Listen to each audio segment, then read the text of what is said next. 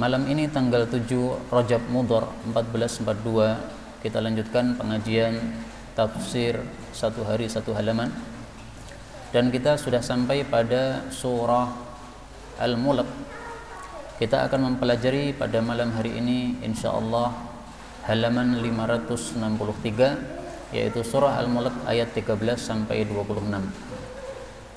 A'udzu billahi minasy syaithanir rajim. وأسروا قولكم أو اجهروا به إنه عليم بذات الصدور ألا يعلم من خلق وهو اللطيف الخبير هو الذي جعل لكم الأرض ذلولا فامشوا في مناكبها وكلوا من رزقه وإليه النشور آمنتم من في السماء أن يخسف بكم الأرض فإذا هي تمور أم أمنتم من في السماء أن يرسل عليكم حاصبا فستعلمون كيف نذيري ولقد كذب الذين من قبلهم فكيف كان نكيري أولم يروا إلى الطير فوقهم صافات ويقبضن ما يمسكهن إلا الرحمن إنه بكل شيء بصير أمن هذا الذي هو جند لكم ينصركم من دون الرحمن إن الكافرون إلا في غرور أمن هذا الذي يرزقكم إن أمسك رزقه بل لجوا في عتو ونفور أفمن يمشي مكبا على وجهه أهدى أمن يمشي سويا على صراط مستقيم قل هو الذي أنشأكم وجعل لكم السمع والأبصار والأفئدة قليلا ما تشكرون قل هو الذي ذرأكم في الأرض وإليه تحشرون ويقولون متى هذا الوعد إن كنتم صادقين قل إنما العلم عند الله وإنما أنا نذير مبين Alhamdulillahi Rabbil Alamin. Allahumma arhamna bil Qur'ani amin. Allah subhanahu wa ta'ala mengatakan pada surah Al-Mulk ayat 13, wa asirru, dan sirkanlah, samarkanlah, qaulakum, perkataan kalian, awijharu bihi, atau jaharkanlah, keraskanlah perkataan kalian. Maksudnya sama saja di hadapan Allah. Kenapa? Innahu, sesungguhnya dia Allah, alimun, maha mengetahui, bidzatis sudur, dengan isi dada-dada, maksudnya isi hati manusia. Kaum muslimin rahimani wa rahimakumullah, pada ayat yang lalu sudah kita pelajari bahwasanya orang-orang yang beriman, yang punya takwa kepada Allah subhanahu wa ta'ala, mereka itu yakhshawna rabbahum bil ghaibi.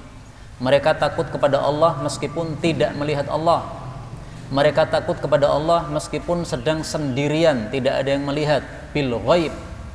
Nah, maka Allah subhanahu wa ta'ala pada ayat berikutnya mengingatkan manusia bahwasanya amalan yang disembunyikan maupun amalan yang ditampak-tampakkan itu di hadapan Allah tidak berbeda. Berbeda dengan manusia. Kalau manusia, sesuatu yang tampak dia paham, sesuatu yang disembunyikan dia nggak paham. Kalau Allah, tampak sama sembunyi di hadapan Allah sama, tidak ada bedanya. Inilah perbedaan antara Allah dengan makhluk. Maka ayat ini mirip dengan ayat yang lain di mana Allah subhanahu wa ta'ala mengatakan sawa'um minkum man asarral qawla wa man jahara bih. Sama saja di antara kalian orang yang mensirkan ucapannya maupun orang yang menjaharkan ucapannya. Ini surah Ar-Ra'd ayat 10. Ini merupakan tafsir bagi wa asirru qaulakum aw jahru bih. Jadi perintah Allah ini silahkan disirkan, silahkan dijaharkan, bukan berarti kita disuruh untuk mensirkan atau menjaharkan, bukan. Maka perintah ini tidak sama dengan perintah aqimus shalah, tegakkan salat misalnya. Kalau perintah itu memang kita disuruh salat, tapi yang dimaksud di sini adalah pernyamaan, sama aja di hadapan Allah. Mau kalian sirkan ucapanmu atau mau kalian keraskan, nggak ada perbedaannya di hadapan Allah, karena memang Allah itu maha mengetahui terhadap isi hati manusia.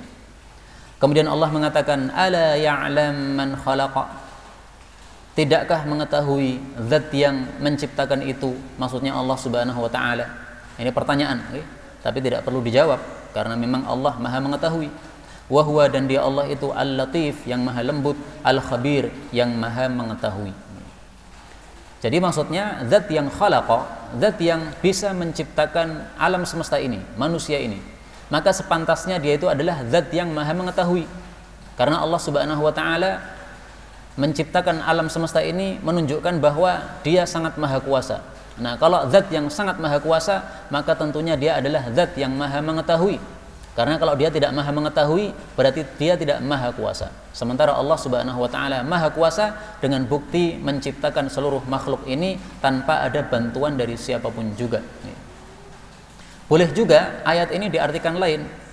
Ala ya'lamu, tidakkah Allah mengetahui? Mengetahui terhadap siapa? Mengetahui terhadap man khalaqa, orang-orang yang diciptakan oleh Allah subhanahu wa ta'ala. Maka maknanya sebenarnya sama saja, tetapi terjemahnya bisa berbeda. Kalau terjemah yang pertama, bukankah mengetahui? Siapa yang mengetahui? Man khalaqa, zat yang menciptakan, yaitu Allah. Atau yang kedua, ala ya'lamu, bukankah dia Allah mengetahui? Mengetahui terhadap siapa? Terhadap man khalaqa, terhadap siapapun yang sudah diciptakan oleh Allah, yaitu makhluk-makhluknya ini.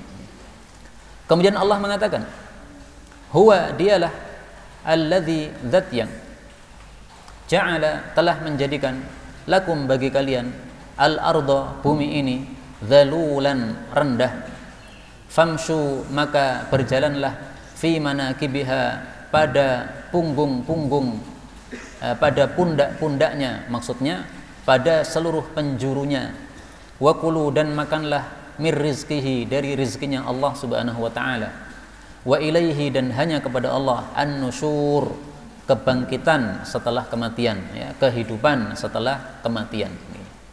Ayat ini maksudnya adalah menunjukkan bahwa Allah itu sangat-sangat maha kuasa, sehingga manusia harus tahu kemahakuasaan Allah, sehingga jangan sampai merasa bahwa Allah itu tidak mengetahui apa yang dia lakukan. Ayat ini maksudnya adalah bahwasanya supaya kita tahu bahwasanya Allah itulah yang memberi nikmat kepada kita. Karena Allah memberi nikmat kepada kita, berarti kita harus taat kepada Allah subhanahu wa ta'ala. Apa nikmat Allah? Ja'ala lakumul arda dalula, bumi dijadikan rendah oleh Allah subhanahu wa ta'ala untuk kita. Maksudnya rendah, yaitu bisa kita taklukkan, kita bisa berjalan di atasnya dengan nyaman. Coba seandainya bumi ini semuanya dibikin terjal oleh Allah, semuanya berupa gunung-gunung, nggak bisa kita taklukkan, bagaimana kita bisa hidup? Bagaimana kita bisa naik motor? Bagaimana bisa naik mobil? Bagaimana bisa membangun rumah? Susah. Kalau dibikin oleh Allah terjal semuanya. Nah, maka dibikin rendah oleh Allah, ini nikmat dari Allah untuk kita. Allah mengatakan berjalanlah pada manakibiha. Manakib ini segala penjuru-penjuru bumi. Ada juga yang mengartikan manakib itu maksudnya adalah gunung-gunungnya. Karena manakib itu arti asalnya mangkib itu pundak. Pundak kan di atas. Nah, maka berarti dimaknai gunung. Karena itu naik gunung, muncak, ternyata ada dalilnya dalam Al-Quran. Famshu fi manakibiha. Jadi tidak ada masalah kita naik gunung. Ini bukan sesuatu yang sia-sia. Bahkan ini termasuk sesuatu yang baik kalau niatnya baik.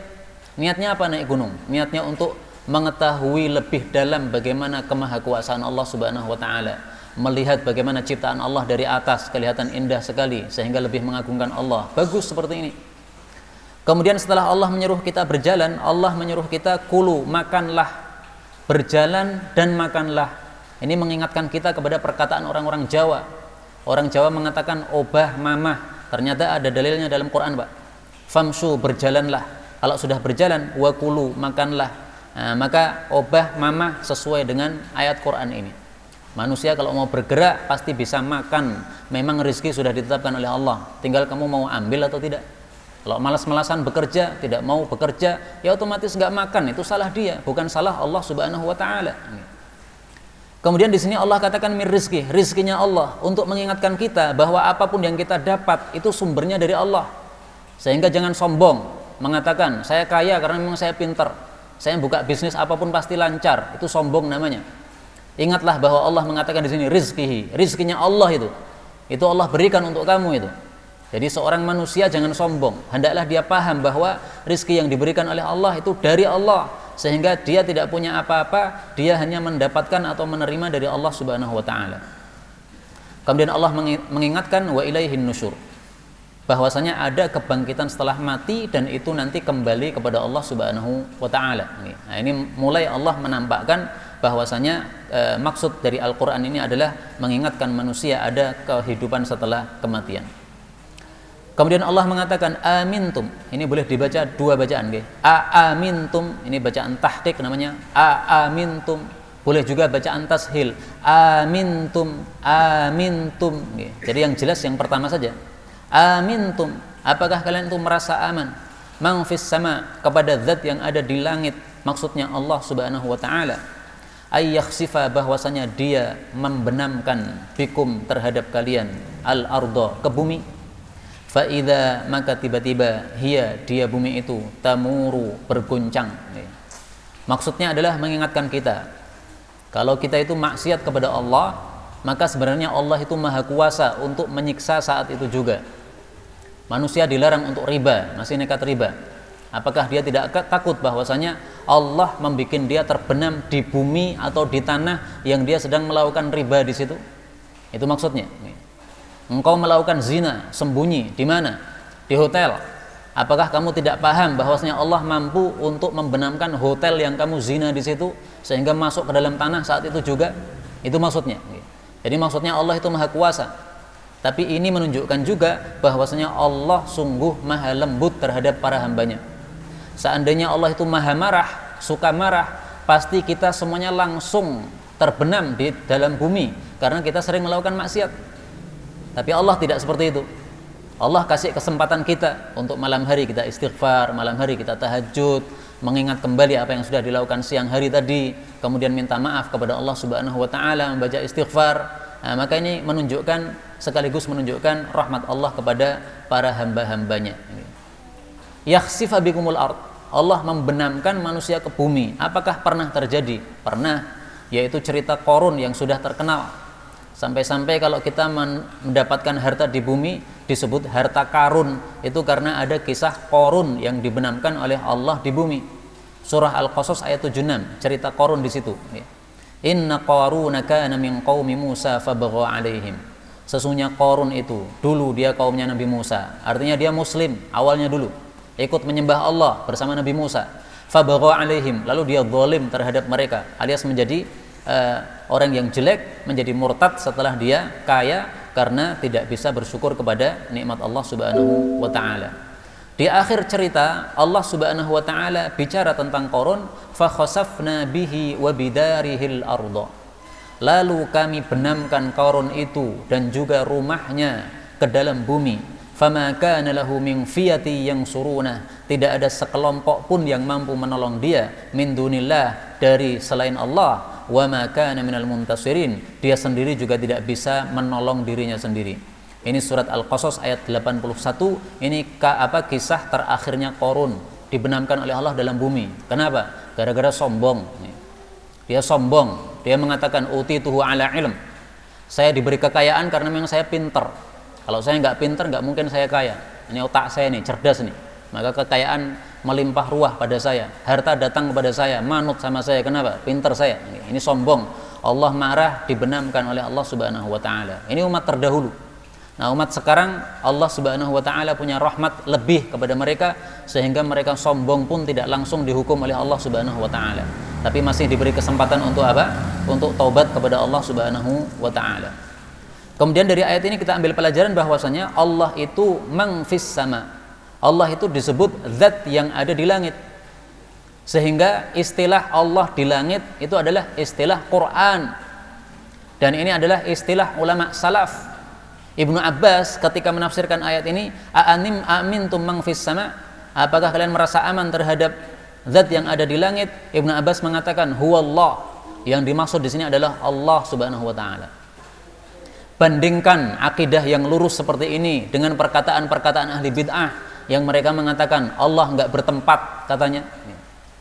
Kalau memang Allah enggak bertempat, kenapa kalau kamu berdoa kemudian kamu mengangkat begini, minta kepada Allah kok ditaruh di atas begini? Berarti seolah-olah engkau meyakini bahwa memang Allah itu berada, atau kamu mengakui bahwa Allah itu di atas.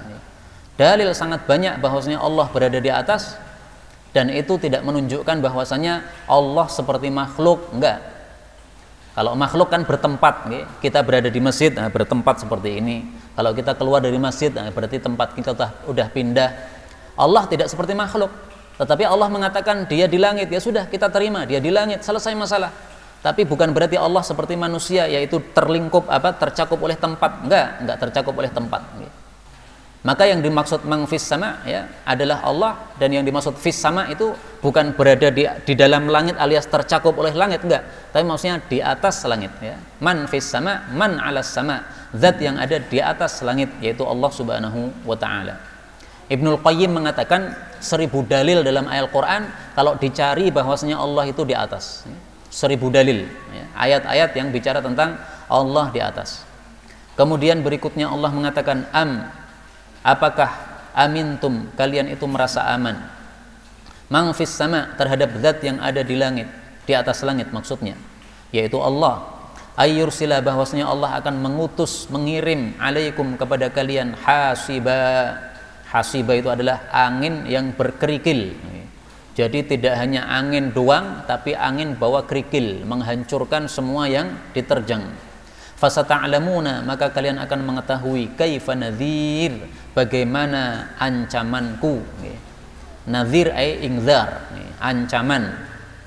Dan ini boleh dibaca dengan dua bacaan. Nadhir boleh, nadhiri boleh.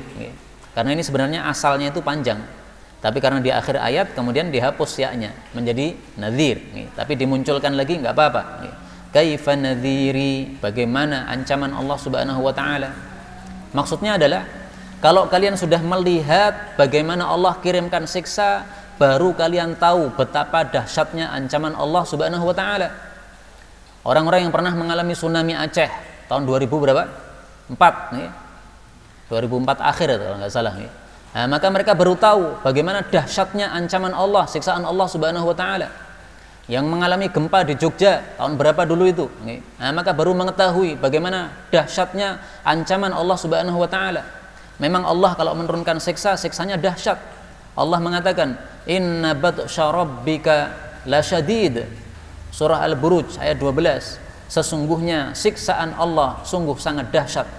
Batsyun itu arti asalnya adalah pukulan yang dahsyat. Maksudnya adalah siksaan dari Allah Subhanahu wa taala. Kemudian Allah mengatakan walaqad, dan sungguh-sungguh kadzdzaba, telah mendustakan alladzina min qablihim, orang-orang sebelum mereka. Fakaifa, maka bagaimana, kana adalah nakiri, pengingkaranku terhadap mereka, yaitu Allah mengingkari dengan menurunkan siksanya. Jadi maksudnya Allah menyuruh kita untuk mengambil pelajaran dari umat-umat terdahulu.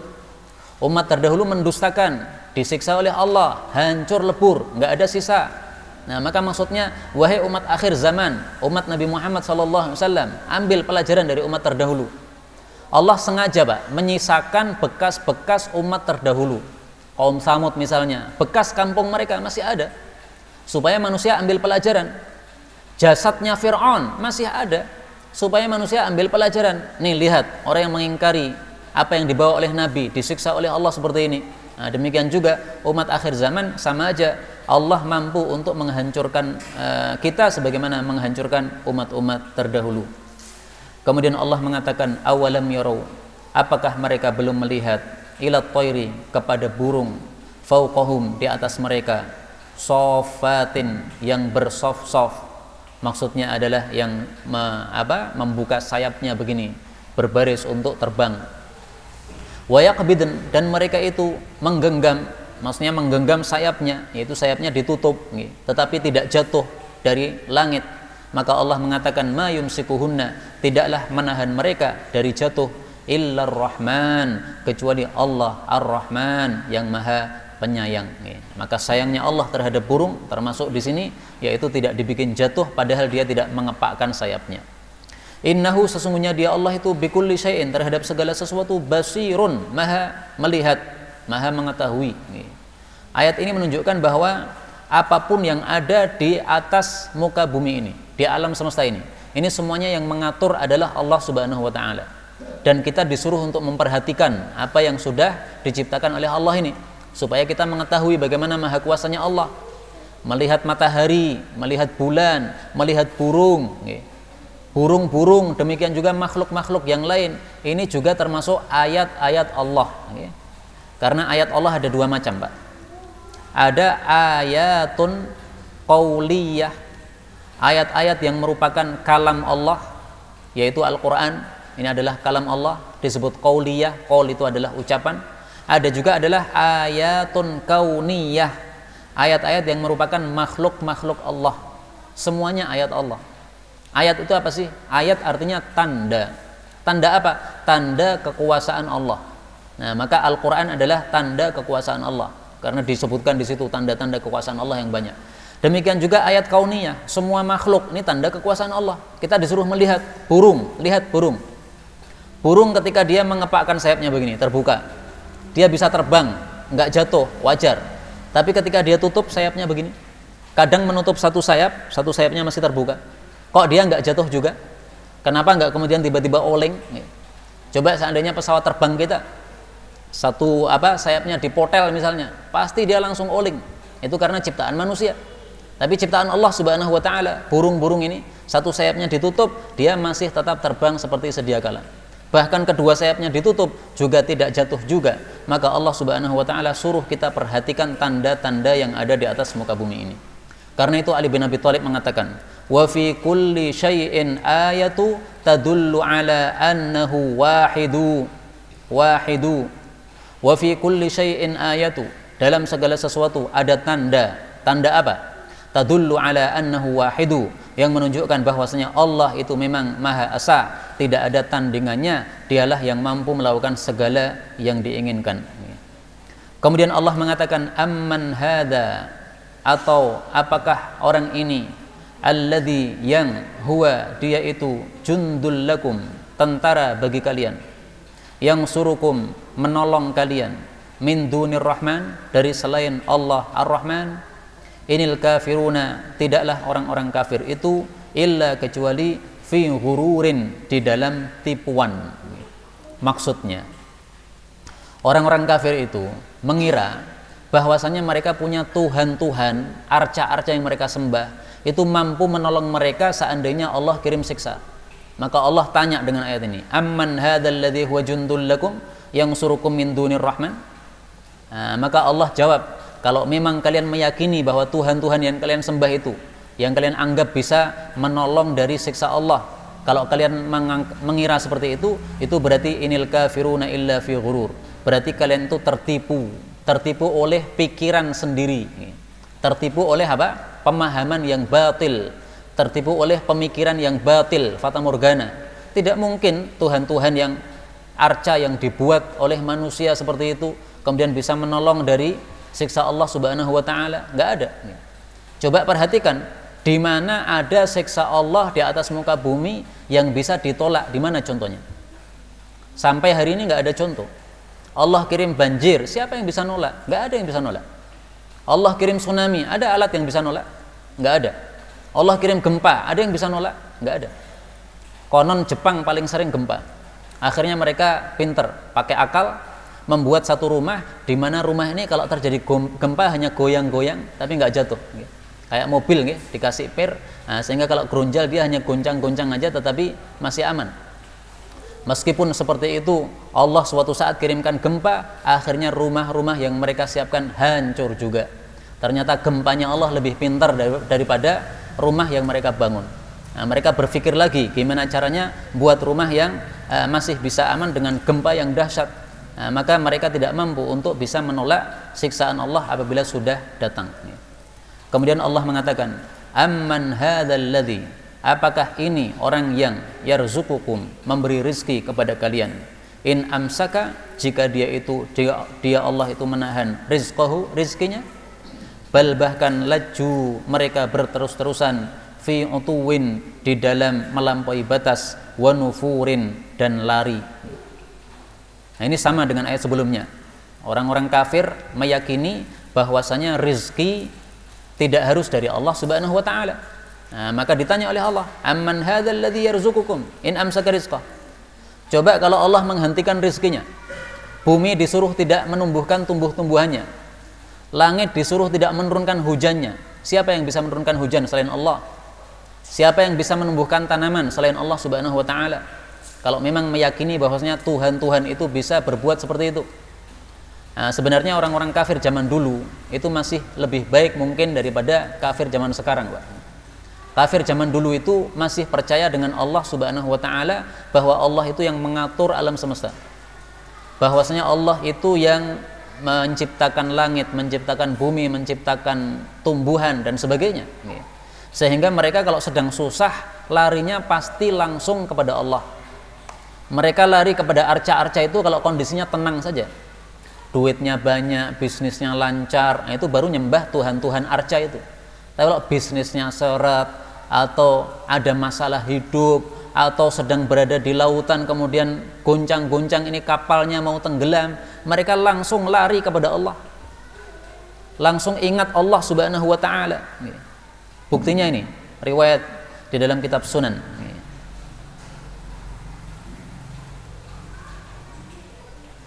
Ada seorang sahabat Nabi SAW, dia waktu itu masih kafir. Ditanya oleh Nabi SAW, ya Husain, hei Husain, kam ta'budul yawma ilahan, hari ini kamu menyembah Tuhan berapa jumlahnya? Qala abi, Husain mengatakan, sab'atan, Tuhan saya 7, sittatan fil ardi, 6 ada di bumi, arca-arca itu, wa wahidan fis sama, satunya lagi di langit, maksudnya Allah Subhanahu wa taala. Jadi orang kafir zaman dulu itu masih percaya dengan Allah, hanya mereka menyekutukan dengan yang lain. Qala, Nabi bertanya, fa ayyuhum ta'uddu li raghbatika, siapa di antara 7 Tuhan ini yang kamu siapkan untuk ketika kamu sedang butuh, wa rahbatika, juga ketika kamu sedang takut.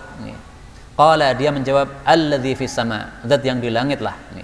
Qala, Nabi mengatakan, ya Husain, wahai Husain, ama ketahuilah, innaka law aslamta, kalau kamu mau masuk Islam, allamtuka kalimatain, aku akan ajari kamu 2 kalimat, tangfa'anika, yang bermanfaat untuk kamu. Akhirnya Husain masuk Islam. Nah, kemudian diajari doa oleh Nabi sallallahu alaihi wasallam.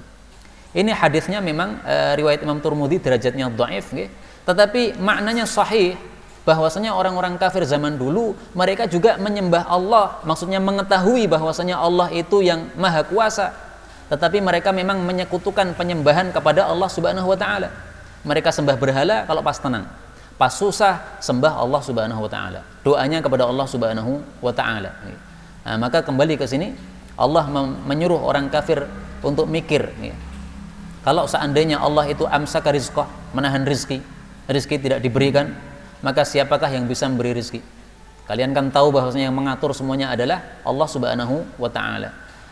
Mereka sebenarnya kalau ditanya seperti ini, jawabnya kalau dengan hati bersihnya, tahu juga, benar juga ya, kita salah ini berarti ini, kita menyembah berhala ini. Tapi Allah katakan ballajju fi utuwi wa nufur. Tapi memang mereka itu berkelanjutan di dalam melampaui batas dan juga lari. Yang dimaksud lari ini adalah lari dari kebenaran, tidak mau menerima kebenaran. Mereka pilih kebatilan kenapa? Karena hawa nafsunya. Maka kita kaum muslimin alhamdulillah bersyukur kepada Allah, sudah diberi taufik oleh Allah memeluk agama Islam ini. Hendaklah agama Islam ini kita syukuri, yaitu kita lakukan perintah-perintah Allah sehingga kita mati dalam keadaan husnul khatimah. Amin ya rabbal alamin. Kemudian Allah mengatakan, afaman, maka apakah orang yang yamshi mukibban, berjalan dengan terbalik, ala wajhihi, pada wajahnya, jadi wajahnya ini yang di tanah, apakah dia itu ahda, lebih mendapatkan petunjuk, am, atau mayyamshi, orang yang berjalan sawiyan, dengan lurus, dengan tegak, ya, tegak seperti ini, badannya tegak, ya, ala siratim mustaqim, di atas jalan yang lurus. Ini maksudnya adalah perumpamaan. antara orang kafir dengan orang mukmin. Orang kafir itu diperumpamakan seperti orang yang berjalan, tetapi yang dipakai berjalan adalah wajahnya. Wajahnya ditaruh di tanah. Coba kalau wajah di tanah, apakah bisa berjalan? Susah jalannya. Kalaupun bisa, remuk ini kepalanya.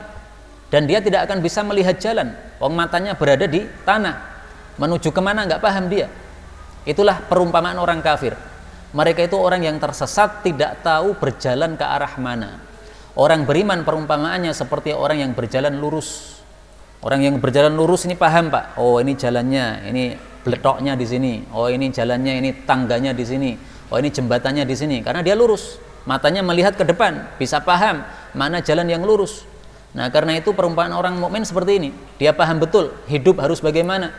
Sholat 5 waktu harus dia lakukan. Perempuan harus menutup rambutnya, kepalanya karena termasuk aurat. Paham. Kalau orang-orang kafir nggak paham, sehingga mereka hidupnya raka-rukaruan. Kalau orang beriman, alhamdulillah, yamshi sawiyan, berjalannya lurus. Nah, perumpamaan ini berjalan di atas wajah, perumpamaan bagi orang-orang kafir, ini nanti akan terbukti, akan terjadi secara hakikat pada hari kiamat. Di hari kiamat nanti, orang-orang kafir mereka akan dibalik oleh Allah wajahnya yang di tanah. Dalilnya ada nggak? Ada dalam Quran. Allah mengatakan wa nahsyuruhum yaumal qiyamati ala wujuhihim umyan wa bukman wa summa. Dan kami akan kumpulkan mereka nanti pada hari kiamat pada wajah-wajah mereka dalam keadaan buta, bisu dan tuli. Kenapa dijadikan seperti ini? Karena salah mereka sendiri, di dunia mereka pilih berjalan seperti ini. Sehingga di akhirat dihukum yang setimpal.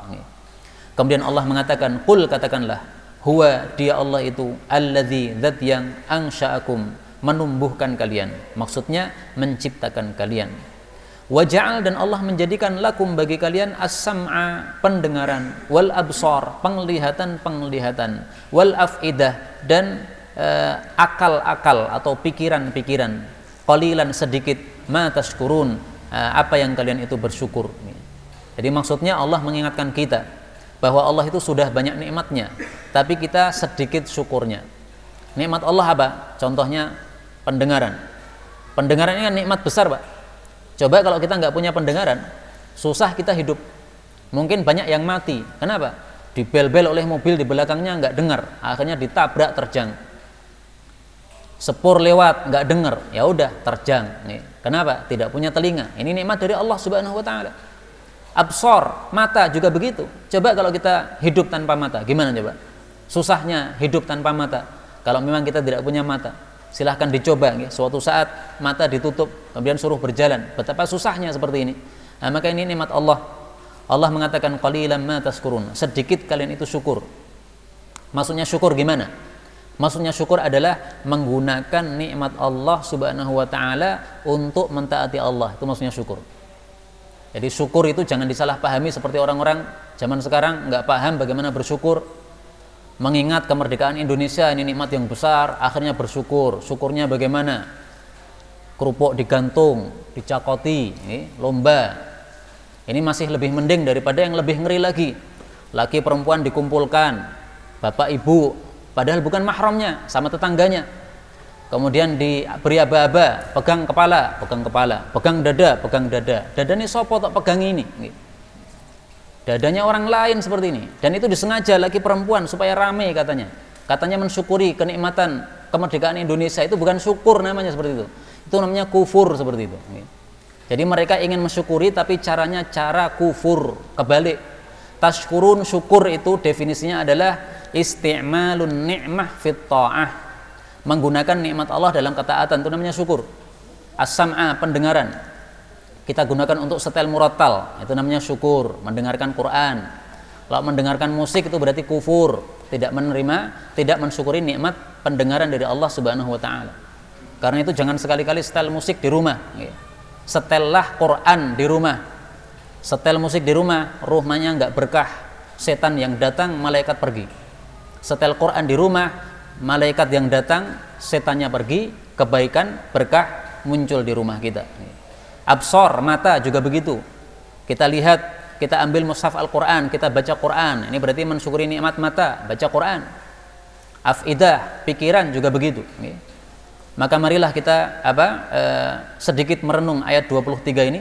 Allah mengatakan qalilan ma tashkurun, sedikit sekali kalian itu mensyukuri nikmat Allah. Mari kita rasakan betul-betul memang Allah bicara kepada kita ini. Kita ini yang diajak bicara oleh Allah. Kalian itu wahai manusia, sedikit syukur terhadap nikmat yang sudah kuberikan. Kalian tidak gunakan nikmat ini untuk mentaati Allah Subhanahu wa taala. Kemudian Allah mengatakan, qul, katakanlah, huwa dialah alladzi, dzat yang dzara'akum, menebarkan kalian fil ardi, di bumi, wa ilaihi, dan hanya kepadanya tuhsyarun, kalian akan dikumpulkan. Menebarkan maksudnya ditaruh di seluruh muka bumi ini. Awalnya Nabi Adam sama Hawa, 2 orang saja, berarti di satu tempat. Tapi kemudian beranak pinak sampai akhirnya bumi ini penuh dengan manusia. Ada yang di Jawa, ada yang di Mesir, ada yang di Ethiopia dan sebagainya. Padahal dulu Nabi Adam katanya turunnya di India, katanya, wallahu alam. Jadi dari Jannah diturunkan oleh Allah, itu konon itu beliau di India. Nah, kemudian dari India kok bisa sampai Indonesia? Ini siapa yang melakukan? Allah, dzara'akum, Allah yang menebarkan kalian di bumi ini. Maka ini juga nikmat Allah. Coba seandainya manusia ini dari Nabi Adam sampai sekarang semuanya dikumpulkan di India, betapa susahnya kita hidup. Uyel-uyelan raka-rukaruan. Tapi sudah ditebarkan oleh Allah. Semakin banyak manusia nanti akan semakin banyak bumi yang kemudian dibuka. Yang awalnya sawah dijadikan sebagai rumah, yang awalnya tanah tidak terpakai dijadikan rumah. Ini nikmat Allah Subhanahu wa taala. Kemudian Allah mengatakan wa yaquluna, dan mereka berkata, mata, kapan, hadzal wa'du, janji ini, in kuntum, jika adalah kalian shadiqin, jujur. Yang dimaksud janji ini adalah kehidupan setelah kematian. Memang Quran itu intinya, isinya itu 3, Pak. Intinya, pertama Quran bicara tentang Allah, bahwa Allah itu betul-betul ada dan maha kuasa. Yang kedua intinya adalah tentang Nabi Muhammad SAW, bahwasanya betul-betul beliau itu adalah nabinya, sehingga yang dibawa adalah wahyunya Allah Subhanahu wa taala. Yang ketiga bahwasanya hari kiamat itu betul-betul ada, bahwasanya kehidupan dunia ini sementara, setelah itu ada kehidupan setelah kematian. Nah, 3 ini adalah inti dari isi Al-Quran Al-Karim. Maka di sini pun juga Allah membicarakan masalah itu. Yaqulun, orang-orang kafir mengatakan, kapan itu kiamat itu yang kamu janjikan itu, kalau memang kalian itu jujur. Jadi memang sangat berat sekali orang-orang kafir untuk menerima informasi bahwasanya ada kehidupan setelah kematian. Orang kafir taunya kehidupan dunia. Dunia selesai, entek, nggak ada kelanjutan. Allah menyebutkan hal itu dalam banyak ayat. Misalnya